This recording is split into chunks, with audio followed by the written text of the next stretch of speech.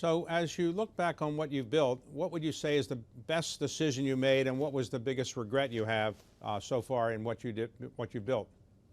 The most important piece of advice I ever got was when I first started Airbnb. It was actually Paul Graham. He told me something.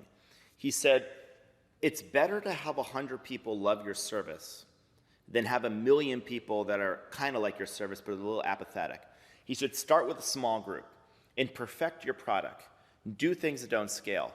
Turn them into advocates. Because if those 100 people love your service, they're going to tell everyone about them. They're going to become your marketing. And it's easy to improve your service when you only have 100 customers. When you have 1,000,000 customers, it's really hard to change it. And so do things that don't scale.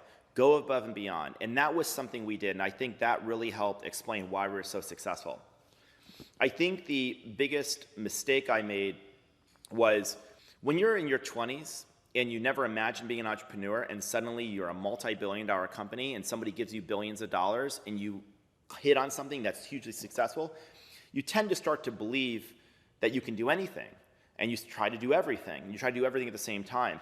And before the pandemic, we had like 10 divisions and we were extending all different places. And in hindsight, I think having too much money is sometimes worse than having not enough money. Because I think not having enough money creates constraints, it creates discipline, it creates focus, it forces you to create trade-offs. I think when corporations and startups get overcapitalized, they can avoid making tough decisions. The accountability goes down. There's a real sense of complacency that goes into the company. And I think a little of that lack of focus happened to Airbnb before the pandemic.